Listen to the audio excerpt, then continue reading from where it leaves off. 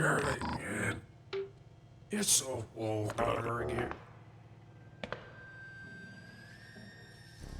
With a lot of indie horror games, you have no idea what you're getting into, and Paratopic really hits that mark of uncertainty and confusion as this low polygon horror experience.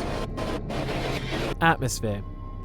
Paratopic is honestly one of the few games to make me feel really uneasy. With the sudden jumps from driving the car to talking to someone at a rest stop, you never quite know where you're going or what's going on.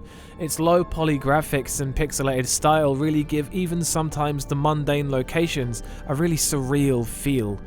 The voices of the characters talking are distorted and everything is finely crafted to just be weird.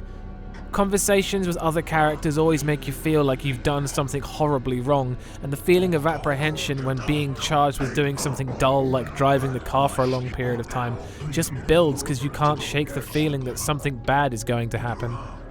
That's one Harry Mason. Scares. There aren't many parts of the game that are scary, the whole thing is only about 40 minutes, but the good thing about its short time is that things that are frightening really stand out. Out of the few frightening events, I'd say only about half of them really hit the mark.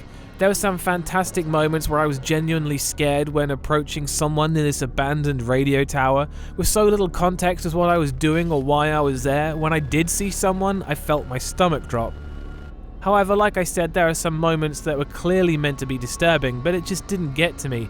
It was just another weird thing happening by that point.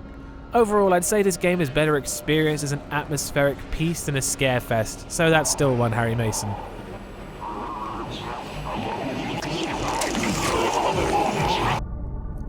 Sound design.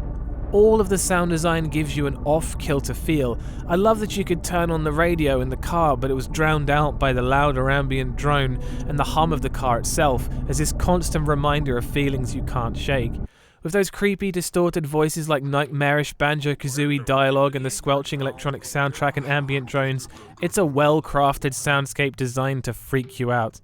That's two Harry Masons. Gore. Again, due to the game being short, the single moment of gore is all there is to go on, but the way in which it's done is kinda shocking. You fire a gun at someone, whether you choose to or not is up to you, and you blow this guy's entire right side off. Maybe it's just the graphics, but it's pretty gnarly. It's a standout, shocking event, and I'd say it belongs in the game. That's three Harry Masons. Story.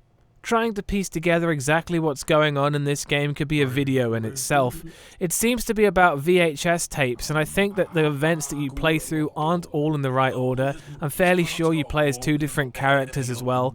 Whilst I value a good story in a game to make me care about what's going on, the sheer lack of information and dramatic events that take place during Paratopic makes it compelling that I have to give it points for this, making the final score 4 out of 5 Harry Masons.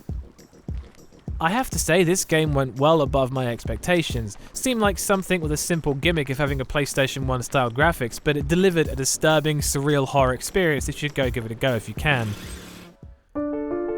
Again, I'd like to remind you this whole thing is down to my opinion in horror games, and if you don't share this opinion, then that's cool, I get it. I'd like to point out that whilst I really spent the whole game confused and concerned, I did not scream like a banshee or run away from the computer, and I advise you don't either.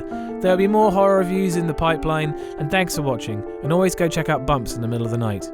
Peace.